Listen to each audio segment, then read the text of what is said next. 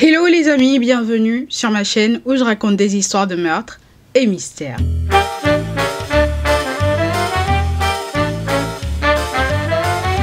Alors pour les nouveaux, bienvenue, je m'appelle Osnel et je suis là tous les mercredis et les samedis pour vous raconter les histoires les plus sordides, les histoires les plus what the fuck qui existent dans ce monde. Alors petit disclaimer avant de commencer, je tiens à vous rappeler que ce contenu s'adresse à un public averti, ce contenu est déconseillé au moins de 12 ans. Alors aujourd'hui, nous allons parler d'une histoire assez choquante, vraiment que je trouve vraiment choquante. Nous allons donc parler du chauffeur Uber qui est devenu un tueur en série du jour au lendemain sans aucune raison apparente. Nous allons donc parler évidemment de Jason Dalton. Alors Jason Dalton est né le 22 juin 1979 à Kalamazoo dans le Michigan. Il est le fils de Terry Dalton et de Jane Dalton. Alors on ne va pas s'attarder sur la vie de Jason, comment il a grandi, etc. parce que on ne sait pas encore vraiment dans quel contexte il a grandi. Donc on va passer tout de suite à sa vie d'adulte. Donc Jason est le père, donc il est le père actuel de 2 enfants qu'il a eu avec son ex-femme Carol. Alors Jason était décrit par ses proches comme étant quelqu'un d'assez sympa, comme une bonne personne, comme un bon père que les enfants avaient évidemment. Et Jason était un expert en assurance.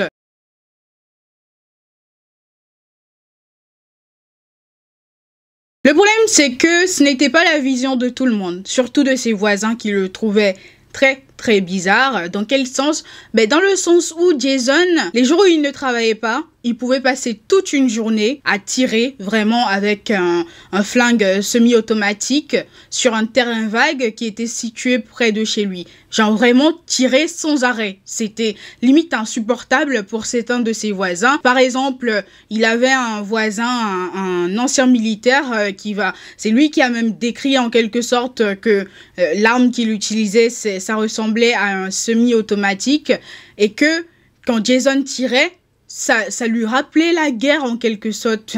C'est une dinguerie. C'est ainsi que le samedi 20 février 2016, Jason s'est rendu le matin très tôt dans une boutique de vente d'armes à feu avec l'un de ses amis. Et dans cette boutique, il a acheté, donc il n'a pas acheté de flingue, il en avait déjà assez de flingues, encore moins de munitions. Tout ce qu'il a acheté, c'était une veste dans laquelle on pouvait tout simplement ranger des armes à feu. Je sais pas, mais si vous regardez des films policiers, etc., moi, ça me rappelle vraiment les sortes de trucs que les policiers y mettent pour ranger leurs armes à feu. C'était un délire pareil, en quelque sorte. Donc, il a acheté ça avec son ami. Et ensuite, il est rentré chez lui. Donc, après être rentré chez lui, il a tout simplement attendu que sa femme sorte avec leurs 2 enfants. Puis, il est allé se balader avec le chien de la famille. Et c'est là qu'il s'est dit, qu'il allait faire quelques courses Uber. Mais ce qui était étonnant, c'est qu'il a emmené le chien avec lui pendant qu'il faisait les courses Uber. Et les gens qu'il a pris, en fait, à ce moment-là, ils étaient assez surpris de voir un chien dans la voiture, mais la plupart, ça ne les a pas dérangés. Personnellement, je trouve ça bizarre. Si moi, je commande un Uber et que le chauffeur, il débarque avec un chien, moi, ça me dérangerait pas. Mais je pense en fait à toutes ces personnes qui sont allergiques, par exemple, etc. Je trouve pas ça très correct ou professionnel en quelque sorte. Mais bon, en tout cas, il a fait des courses avec le chien. Ça n'a dérangé personne. Puis à un moment donné, il est rentré chez lui, déposé le chien et il est ressorti du coup pour continuer ses courses de chauffeur Uber. Le problème, c'est qu'à ce moment-là, quand il est ressorti, Jason est ressorti de chez lui armé. Donc c'est ainsi qu'aux alentours de 16 h, un jeune homme a fait une commande d'un chauffeur Uber. Et au début, tout se passait bien, c'était sympa. Le jeune homme se rappelait qu'il ne discutait pas beaucoup. Vraiment, Jason, même par exemple, quand les clients lui parlaient, c'était oui, non. Et puis, il était totalement désintéressé. Mais tout se passait bien au début jusqu'à ce que, à un moment donné, Jason reçoive un appel. Et après cet appel-là, il s'est mis à foncer. Il respectait plus les stops, il grillait les feux, etc. Du coup, le jeune homme criait en mode arrête-toi, machin truc. Mais il s'arrêtait pas Puis à un moment donné, je sais pas, vous voyez quand on s'arrête comme ça, il s'est arrêté d'un coup à un stop. Et c'est là que le jeune homme, il en a profité pour sortir et il s'est barré du coup. Donc, et Jason et les gens qui ont assisté à cette scène ont tout simplement prévenu la police. Mais en plus, le jeune homme a fait quelque chose que je trouve assez bien, c'est qu'il a prévenu Uber. Il a signalé Jason plusieurs fois à Uber. En plus de ça, les gens sur les lieux et le client du coup dont on parle avaient la plaque d'immatriculation de Jason. Donc, au moment où ils ont appelé la police, ils ont tout simplement prévenu la police en leur donnant le numéro d'immatriculation du véhicule. Donc tout simplement, les officiers de la police ont mis une alerte sur le véhicule en question, sachant que après cet incident, oh my god, je vais y arriver. Après cet incident, Jason savait très bien que la police allait être à ses trousses. Donc là, il a appelé sa femme et il lui a dit qu'il fallait qu'il se retrouve chez eux pour échanger de véhicule parce que, il lui a sorti une excuse totalement bidon. Donc sa femme accepte, mais elle était trop loin et en fait, ce qui était mieux pour eux, c'était de se croiser chez les parents de Jason pour tout simplement échanger de véhicules. Donc, ils avaient prévu de se croiser là-bas pour échanger de véhicules.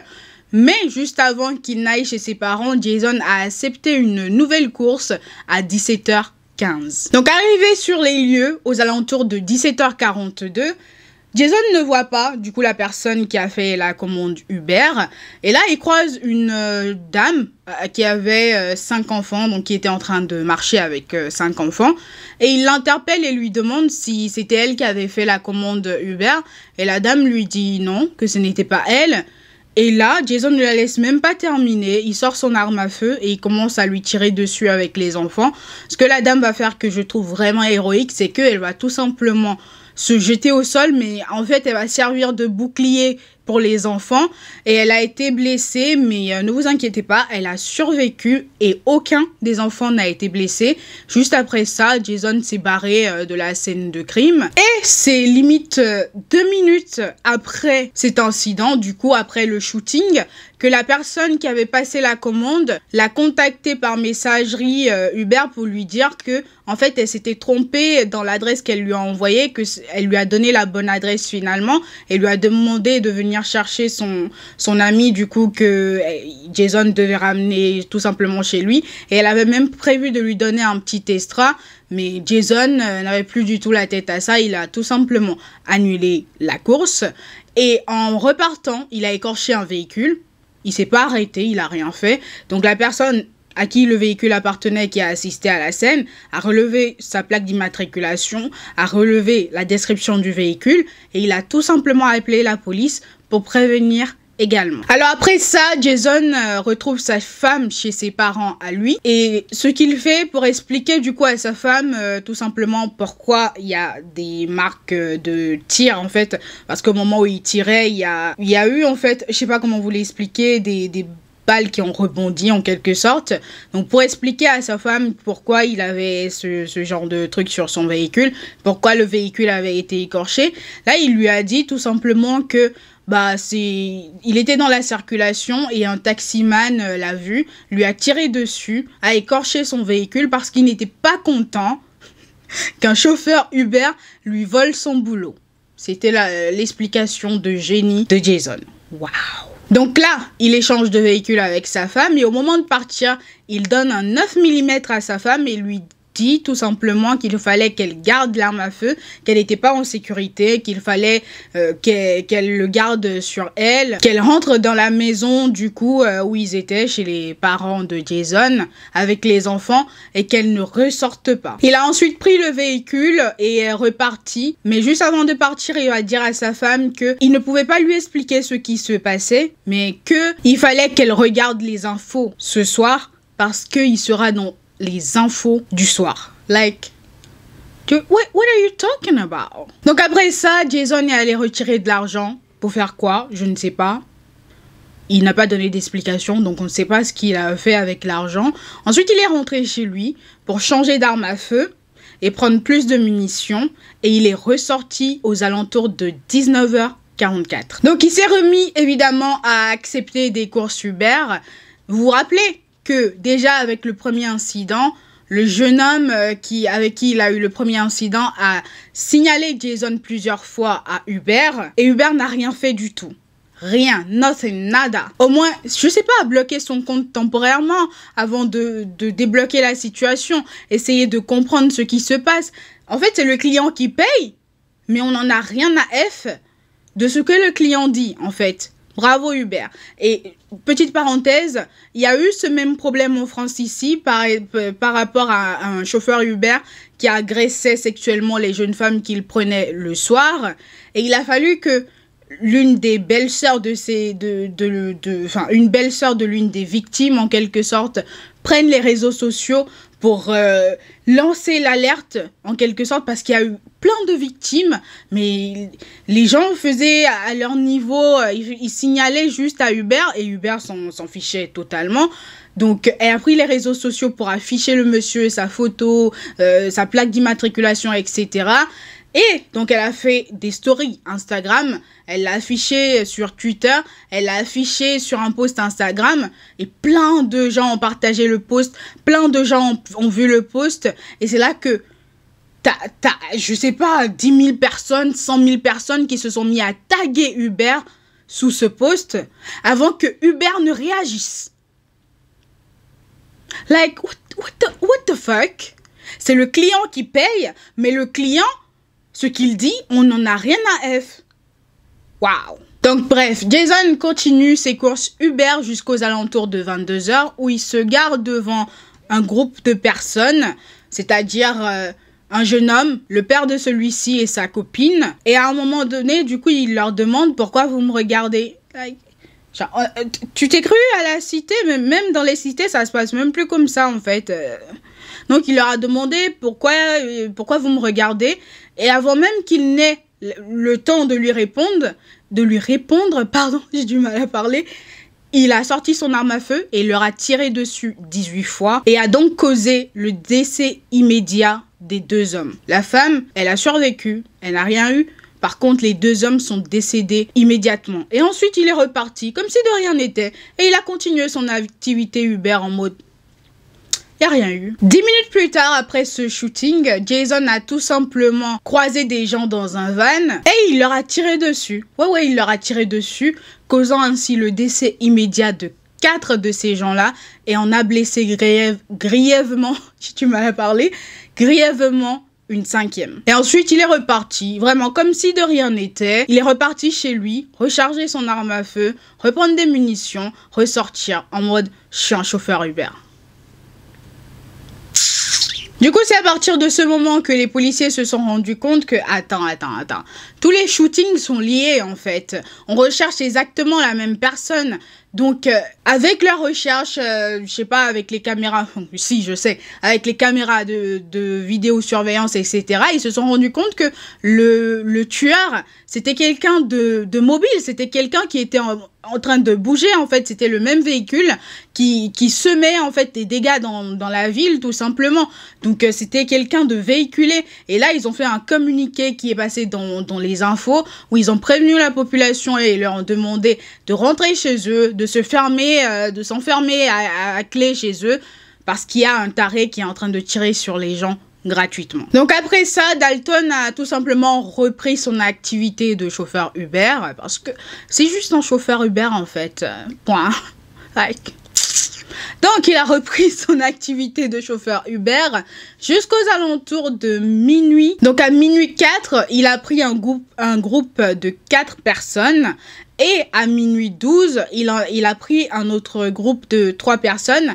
Et ce qui est assez marquant, c'est que ces 7 personnes en même temps, du coup, qu'il a pris séparément, hein, chaque groupe, voilà, lui ont posé la même question en plaisantant. Ils lui ont demandé s'il n'était pas par hasard le taré qui est en train de tirer sur les gens. Et à chaque fois, du coup, Jason leur a répondu de manière ultra froide, non. Like, no. Et la conversation s'arrêtait là. Donc, au moment où Jason dépose les derniers passagers, hein, il s'agit du groupe de 3 personnes, il les a déposés aux alentours de minuit 36. Il y a un policier, du coup, qui faisait un contrôle, qu'il a vu déposer les gens. Il a remarqué, en fait, la marque de véhicule qui ressemblait un peu à la marque sur laquelle il y avait une alerte. Il a vu un peu le début de la plaque et il s'est dit, c'est peut-être cette personne, on va essayer, on va tenter le coup voie. Et il ne voulait pas aller tout seul à son contact parce que vous savez ce qui peut arriver. Donc il a tout de suite demandé du renfort et les renforts sont arrivés ultra rapidement. Mais vraiment ultra rapidement. Là, on parle de minuit 36. À minuit 40, les renforts étaient là. À minuit 40, Jason était déjà arrêté. Il n'a pas résisté. Vraiment, ça s'est passé en 4 minutes, quoi. Mais vraiment. Alors, ce que je trouve drôle, mais qui n'est pas drôle en réalité, c'est que au cours de son interrogatoire initial, Jason va leur révéler que s'il a commis ces crimes, c'est tout simplement parce que l'application Uber avait pris le contrôle de son esprit. Sans commentaire.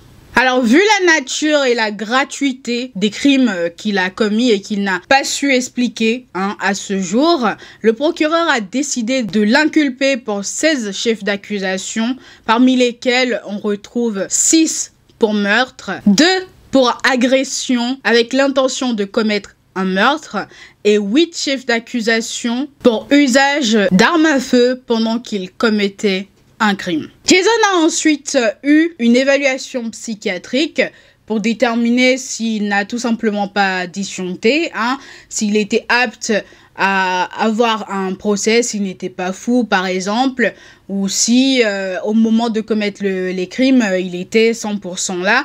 Et l'évaluation psychiatrique va dire que en fait, il n'a jamais eu aucun problème et qu'il était totalement apte à avoir un procès. Alors, son procès a débuté le 3 janvier 2019 et seulement 4 jours après le début de son procès, Jason a tout simplement pris la décision de plaider coupable pour tous les chefs d'accusation et il sera condamné un mois plus tard, c'est-à-dire pratiquement début février, à une peine de prison à perpétuité sans possibilité de libération conditionnelle. Alors personnellement, je trouve qu'il a énormément de chance parce que le Michigan fait partie de ces États-là qui ont aboli tout simplement la peine de mort. Et le dernier prisonnier exécuté dans le Michigan, c'était il y a environ 84-85, c'est proche de 90 ans en fait, c'est vraiment proche de 90 ans. Donc je pense qu'il a eu énormément de chance parce que si lui il était dans le Michigan il y a 100 ans, non seulement il aurait été exécuté, mais moi ça m'aurait été super drôle en fait de payer un aller-retour Paris-Michigan pour aller assister à son exécution. Vous voyez le délire ou pas? Alors personnellement, je ne sais pas pourquoi il a pris cette décision-là, mais je pense que c'est la meilleure décision qu'il aurait pu prendre à cet instant T, parce que de toute manière, un procès n'aurait pas changé l'issue qu'il a eu en fait en plaidant coupable. Donc autant écourter les choses et éviter de perdre du temps à tout le monde, éviter de perdre de l'argent à l'État, enfin... Voilà. D'autre part, à cause de cette affaire, Uber a tout simplement décidé de changer sa politique interne. C'est-à-dire, ils ont décidé d'embaucher plus de personnel pour s'occuper en fait de cette partie-là. Par exemple, quand les clients signalent un chauffeur, etc. Parce que c'est pas normal que depuis 17 heures, Jason était signalé auprès d'Uber. Il était signalé et ils n'ont absolument rien fait. C'est pas normal.